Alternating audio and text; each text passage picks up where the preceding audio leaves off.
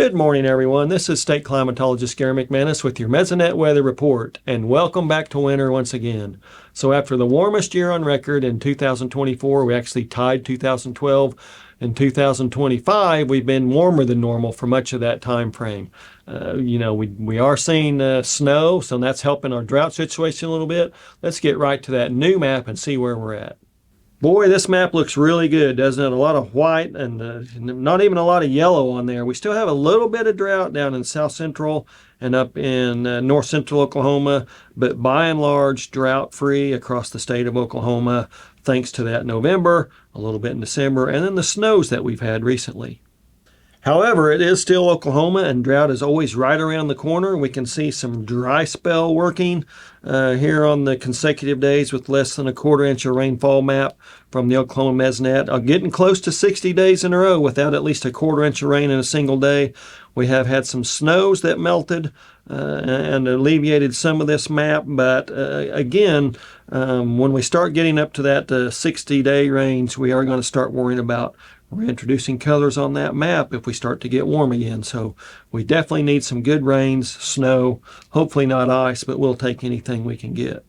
Now the rainfall, or at least the liquid equivalent rainfall from the melted snow from the first 2 weeks of 2025, we do see some really good amounts down there in far southeastern Oklahoma, about the southeastern third or so. And then out there in west central Oklahoma, we do see very little in the amount of precipitation, at least through the first couple of weeks. And that extends back into December as well. So we do need rainfall, especially out there across west central Oklahoma and out in the Panhandle where they've had less than 1/10 of an inch in the western Panhandle. Now, looking over that same time frame, again, the first 2 weeks of 2025, the deficits aren't too big because, remember, this is the driest time of the year. So we are seeing deficits generally under a quarter of an inch. Not too bad, but we would like to see a surplus like we have up there in northwest Oklahoma, where they've had about a quarter to 3/10 of an inch above normal over those first couple of weeks of the year.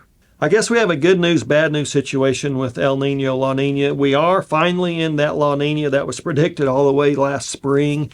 We've been expecting it to develop, and finally it's here.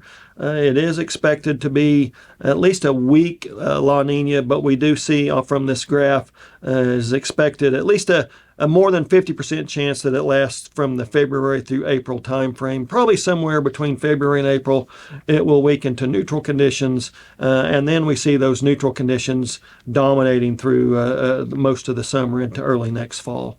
Now, as a reminder, La Ninas, on average, tend to bring us drier than normal conditions and warmer than normal conditions across the southern tier of the United States, including Oklahoma. You can see from this depiction from the National Weather Service, what happens is that a jet stream gets pushed farther to the north, and so all of our storm systems are a little bit farther to the north as well. Again, though, since it is expected to be a weaker La Nina, possibly not as much impact as we previously feared. That would certainly be good news. Now, how about for the next couple of weeks? We do see, according to the Climate Prediction Center's outlooks, at least increased odds of below normal temperatures for Oklahoma, but especially that southwestern 2/3 of the state as we go through really about the remainder of January. I guess the better news is that we do see increased odds of above normal precipitation during that same time frame.